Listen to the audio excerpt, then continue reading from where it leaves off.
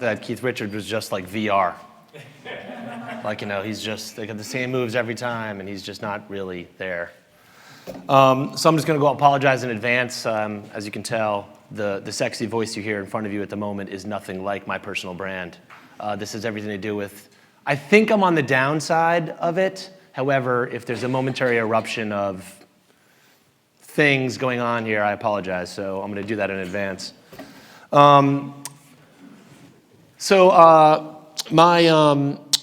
My background is truly a varied one, and I would tell you that I never thought at the time when I started, when I graduated college, I thought, you know what I'm going to do? I'm going to find the coolest people. Actually, I take that back. It kind of started in college. I said to myself, I'm going to find the coolest professors from people that seem to be in the know, some people I can trust. Let me just go take their classes.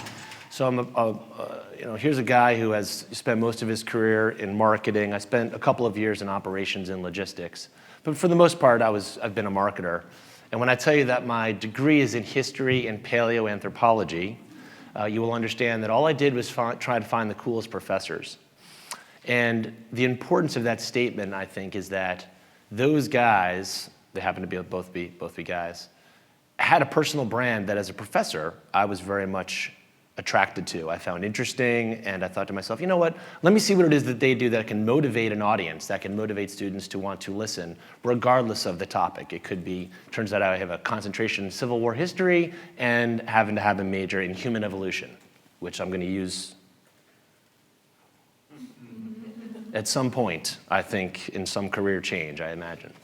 But I think what's important there is that, to the title of this presentation, they always brought themselves with themselves everywhere they went, whether that was in the coffee shop with the one-on-one student interaction, whether it was in front of a classroom of 100 people.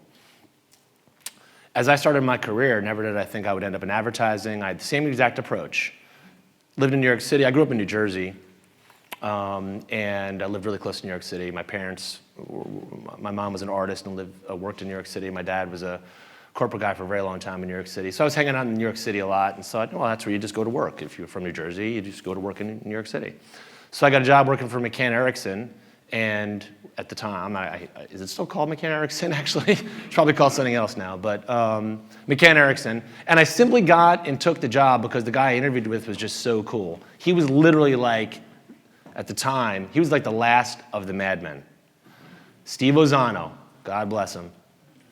36th floor, 723rd Avenue. So the window's opened about this much. And he would take his cigarettes and he would smoke it right in the crack of the window.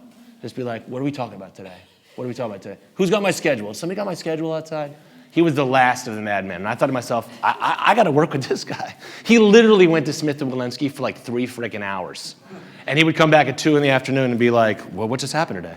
Be like, I don't know, Steve, do we still have the client? Of course we do. We're going to, wherever later. Like, okay. There I was, right? That was me, right out of college. And here I am today, awesome. So he had this brand. He had this component about him that truly made himself who he is. So oftentimes as marketers, we think about, we need to have a vision and we need to understand how to execute against that vision. Sometimes we drop a mission in there. But when you're thinking about yourself, and when you're thinking about what makes you good at what you're good at, whether that's a passion project, whether that's your day-to-day job, I actually think it's good to start with your own identity. So start with who you are and embrace it. Doesn't mean we shouldn't be a lifelong learner and tweak things. I don't know jack about meteorology, but I could have sworn we just moved to Seattle the last couple of weeks. If I would have known something about that, maybe there would have been something I could have done to improve my own little personal brand by talking more in a better way or been a bit more articulate about weather patterns and such. So if there's a way to continue your learning, it helps embrace and or enhance your identity. So own that. From that comes a vision that I think you can live up to, that you can believe in. And if you have those first two, like anybody who really, so my dad, corporate guy, on the weekend, I was telling this story to Scott before, he liked to tinker with a car on the weekend. I'm pretty sure if you asked him today, that was actually his passion. It wasn't going to work every day. It was messing with that little, he had a, he's gonna freaking kill me, because a Triumph. A Triumph. The car was like, it would fit in this stand here. This thing was, you could lift it up. It was teeny. But he would tinker with this car all the time. He loved this Triumph. And my gut would tell me that from his time, from his generation, you went to work, you did what you had to, but his identity was around tinkering for that car. And I think if you think of the generations ahead of us, younger than us, the future generations, they're very much into this. Let me start freelancing first. Let me see what it is I can do. And my gut would be they've identified that this identity component is a little bit more intrinsic to who they are than necessarily what any sort of establishment or community may be telling them. So I'm sure most of you in the room have seen this quote, oftentimes attributed to Steve Jobs around the ones who do. But I think what's important about this is implicit authenticity, and I believe this wholeheartedly. I think my kids, if they were here, would tell you this is exactly what Dad is like at home. Maybe not exactly, but pretty close. My folks that I work with at the office, the people within my network, the people that I work with, I feel like I've seen Linda, like we don't go a week or two without seeing each other pretty much. And I would venture to guess, I hope, I'm spitballing here, that Linda would probably say, this is the same kind of Blair I saw 2 weeks ago, or Frank sitting in the back, same kind of Blair I saw a month ago, than I'm seeing today. And so there's really no game. This is kind of what you get. I do my best to learn and enhance. I do my best to bob and weave. I do my best to listen to those that know things I don't. But for the most part, this is kind of what you get. I bring it to the office. I do my best by my work. I do my best by my team. I do my best by my network. And it is implicitly authentic. There's no question that this is what this is like. I have some physical attributes. I challenge anybody to find a nose this shape, easy to identify.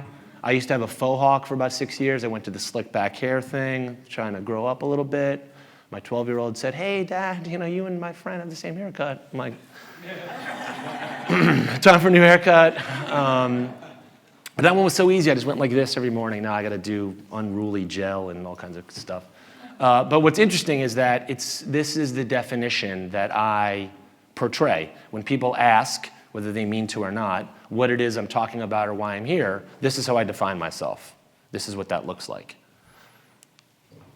So find or create partnerships. And here's what I mean by that. There's a business component to this, clearly. I'm talking about you as an individual. Partnering and not vendoring, if there's such a term. Virtually everybody that we work with, and by we I mean OrthoCarolina, I consider as a partner. We share strategy, we share insight, we ask them to offer solutions. I actually ask them to represent me when I am not there. I mean, literally, I was just telling Scott this example. I have oftentimes had the folks, and this is not a stunt for the sponsor, Boingo is I literally work with Boingo Graphics. I literally will oftentimes tell Sid to go to meetings, who's my rep at Boingo, and I don't go. He knows exactly what we want. He knows exactly how we're going to get it done. And more importantly, he knows what Blair wants from that interaction. I might be the representative in that particular case, my fiduciary duty to my employer and to the company I'm representing, but I think he's able to, I checked the stage right there, by the way. When you work at orthopedics, you always want to know where you are, right? I mean, I don't want to be my own client here. I think, it's important because he can understand what it is I'm about, he can understand what the business is about. So I try to find partners and not vendors, and I do the very same thing for my brand. There's a term that I like to use for humans, which is, I have a lot of friends, but I'm actually only invested in a few people. Doesn't mean I'm not friendly. It doesn't mean I can't go have a beer or coffee with as many of you as you would like over some period of time once I get rid of the gooks here, but I'm open for both. But I think that oftentimes, if you find those folks in your personal life that you have invested in, you go out of your way to do those things to make them successful. It makes you feel good. You feel like you can add value to them. And that translates into what you do when you come to the office. It's the very same thing. I oftentimes mentor folks, and they will say to me, I grew up at UNC Charlotte, oftentimes I get this. They're like, is it okay if I'm Facebook friends with people I do business with? Because I don't want them to know that I was hammered last night. Or I don't want them to know that I just got a divorce. Or I don't want them to know what my kids' names are, because that creeps me out. I say, share away. Share away. I like being friends with my partners. I like being friendly with those that I work with. I'm a private guy, and I'm not sure they know exactly what my current balance of my checking account might be. Trust me, it's very low. But I can tell you that they know things about me that I think enhance my relationship with them, which means that when they're out in the world doing things on my behalf for my company, odds are they're doing it for my benefit, not for my detriment. They're invested in me as an individual. I'm invested in them as an individual. And so I'm finding and creating partnerships through my personal brand that allows my organization to flourish, right? So partnering, not vendoring. Entrepreneurial spirit. I very much am a believer in creating something if it doesn't exist. Oftentimes, my staff kind of giggles. When we do have meetings with folks who are either new to the market, it doesn't help to cover up the microphone when you're speaking. When you're new to the market or an audience we've not met or an organization that's pitching us something, there's a kind of a running joke where we kind of slap a deck down and they start to go through what the offerings are. And I can look at my team and they already know that I've sat back in my chair and I'm starting to lose it a bit because they have spent no time trying to figure out what it is we're interested in solving, what it is we're interested in accomplishing. It's what they have to offer. And while what they have to offer, I may frickin' love, I'm already a little bit put off because they went straight to vendoring. I then kick in my entrepreneurial spirit and I say, wow, this is awesome. Let's just put that over here for a second. Now let me tell you what I want to do. I think what your idea is or what value you can add to what it is we're talking about, we can turn into something like this. I've always said on my bucket list that we would do X, Y, and Z, and I think you can help me. How does that sound? Now all of a sudden I've completely turned around a vendor relationship into a partner relationship. And candidly, unless there's something truly proprietary, go ahead and resell that to whoever you want. If we can be in partner innovation for something and help it grow, I struggle to see why it's not good for us, right? In a global sense, let me step out real quick. For OrthoCarolina, and for those of you that don't know, OrthoCarolina is a multi-specialty orthopedic practice that happens to be headquartered here in Charlotte, North Carolina. We are the third largest private practice in the United States. We have 160 surgeons. We have 1,500 employees. We have 35 office locations. In 2015, we will see a little bit over 1.1 million patients and receive a little bit over 2 million phone calls. There's that. So if there's reasons why I can partner with a brand through the power of OrthoCarolina or partner with an organization, a media property, a not-for-profit, whatever that relationship might be, and I can develop a partnership, if they're going to make Charlotte a cooler place tomorrow than it is today, I struggle to see why that's bad for OrthoCarolina. It just gives me more chance for people to come on stage and fall, which we can fix, right? I don't want to add people to the stage is all. So, all right, let me dial back in. So I think as you think about your personal brand and what that means, you can figure out when it goes to vendoring, your entrepreneurial spirit should kick in and return it to a partnership, right? Okay. Always take the meeting, be prepared to share, and seek the win-win. I've heard win-win a couple of times this afternoon, and I love it. So I think what's important is I'm also a believer, too, in, for the most part, I'll meet with anybody anytime. Sometimes the world gets a little bit busy, and things happen. But for the most part, I'll meet with folks because I want to know what they're up to. What are they doing? Is there any chance at all that our organization can play a role?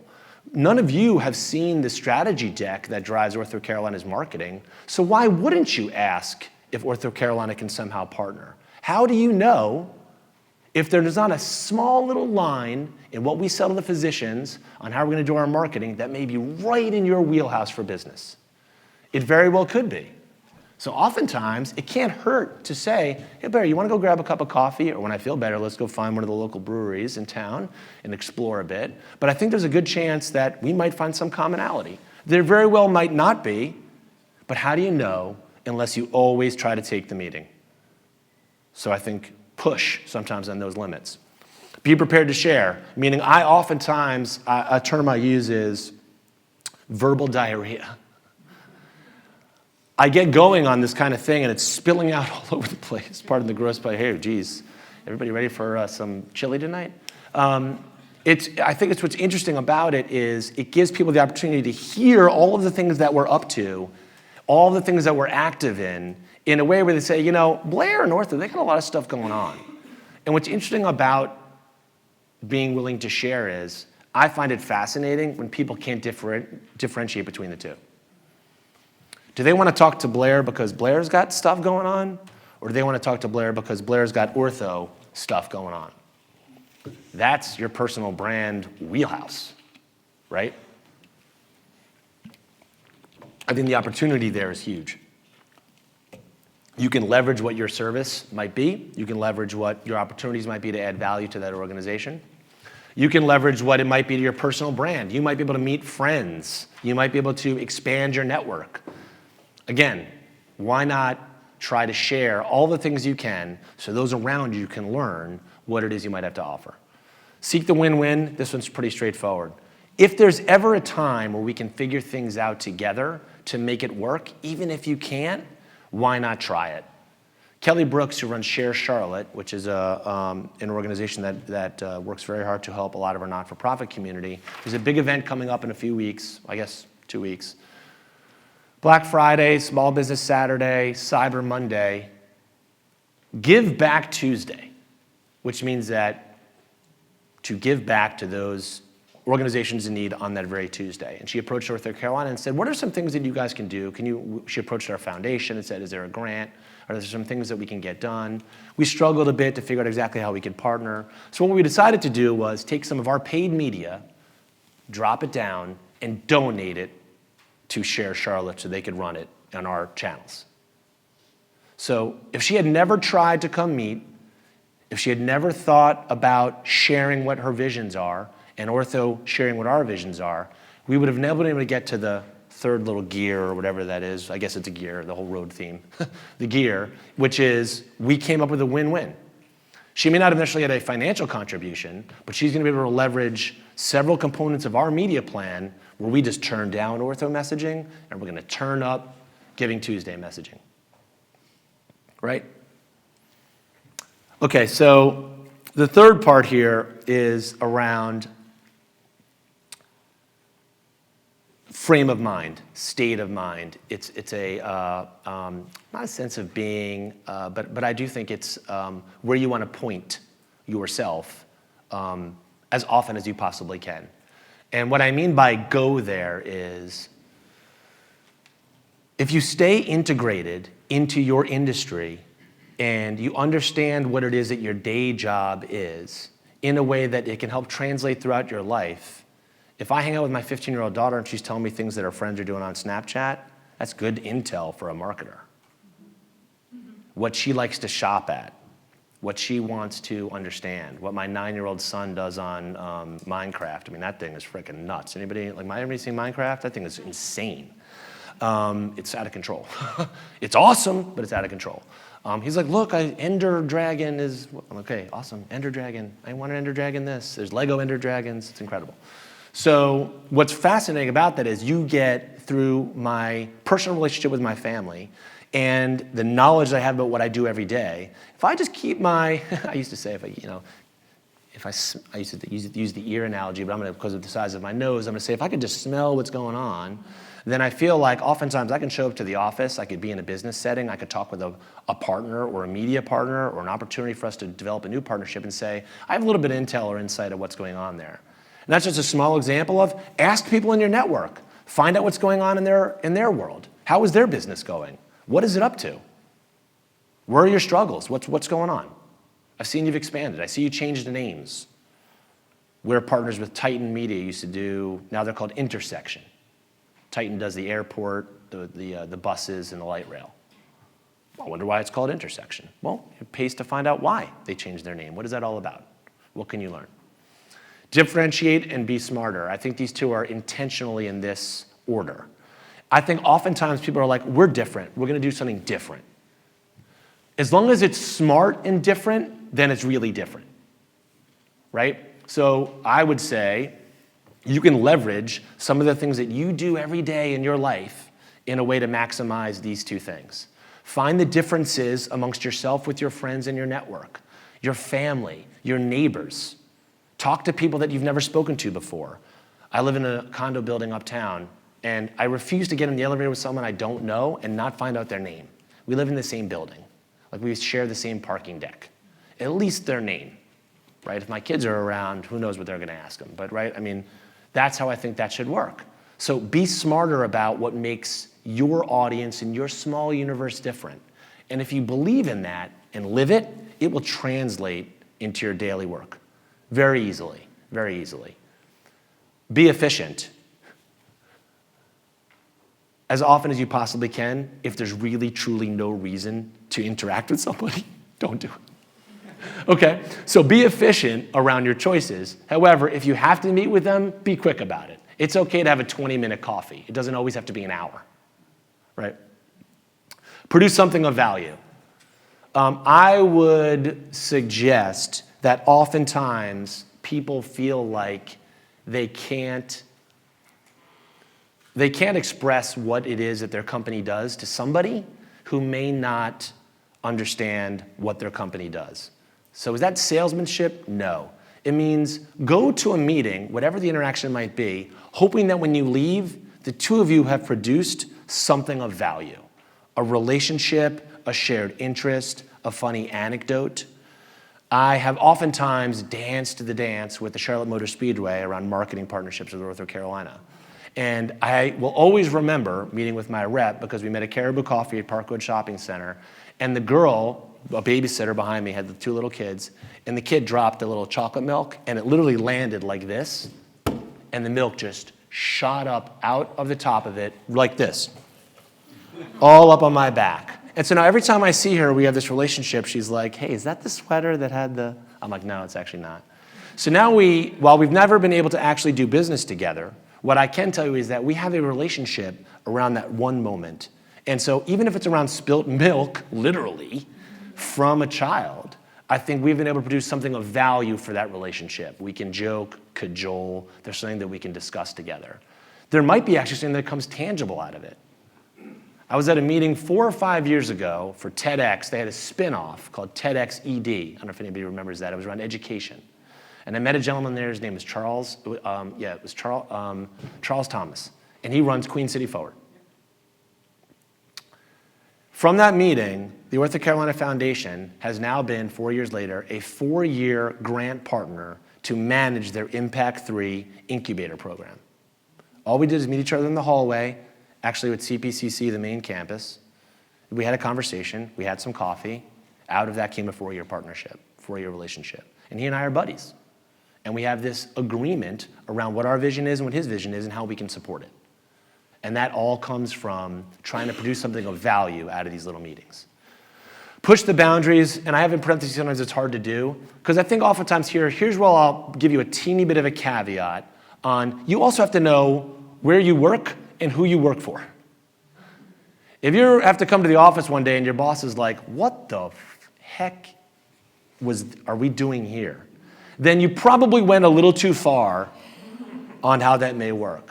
So the idea I like to employ is, know where the line is, and instead of worrying about stepping over it, work hard to push the line further away. So experience and understanding of who you are and what work you do allows you to push the line further away.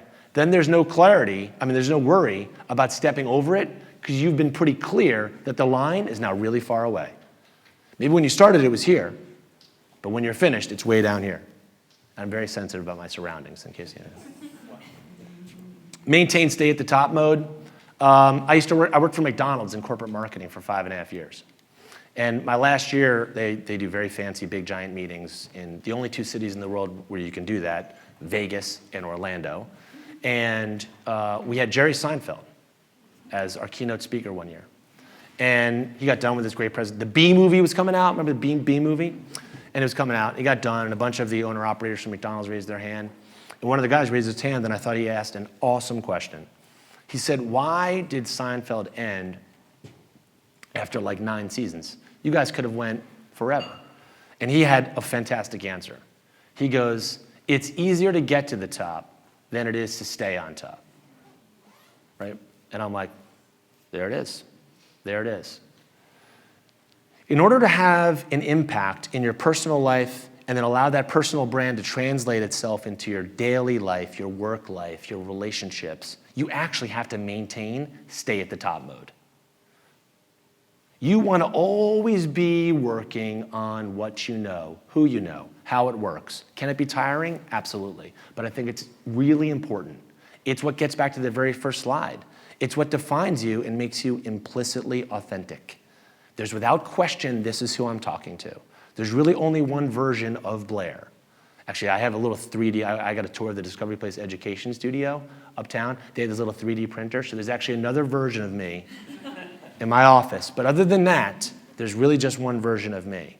And so as you think about those skill sets, as you think about the things that you do, and I was sort of joking before, but I was serious, know what you don't know and go find it out. That helps you get to the top. Or know what you don't know and know that you need to go find the guy that does know it, right?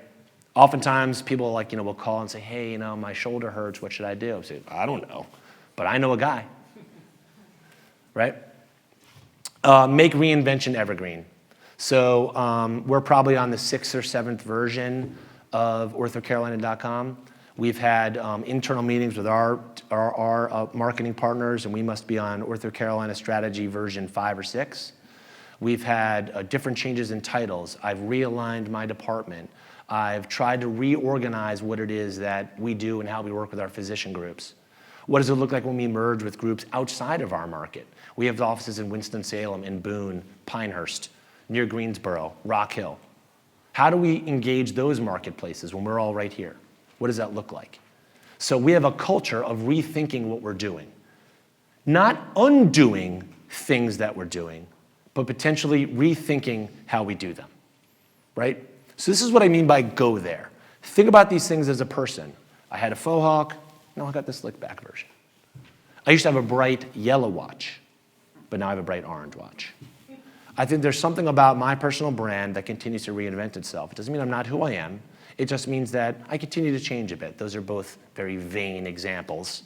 But I will tell you that I am trying to run, if I don't feel better, crap, I am trying to run the Thunder Road Half Marathon on Saturday. If you see me vomiting on the side, just be like, dude, he was sick, I swear. He can really run, but he was sick. I think there's opportunity for you to take that learning and take that reinvention for yourself and bring it to work. Make it something that will happen for you. So I leave you with this cool slide because I just like the little road there. And I think what's neat about this picture is that, and particularly this slide, is that the passing lanes lead to off the road. So sometimes it might make sense to just keep going straight.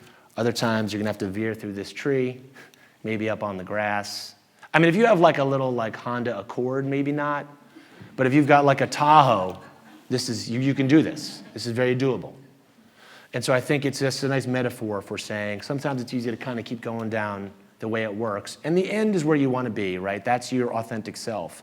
But sometimes you're going to bob and weave through the weeds, through the woods, through whatever that is, desert scruff there. There's a big oak, it looks like, on the right. Maybe avoid that. But aside from that, it's okay to sometimes venture into those spaces.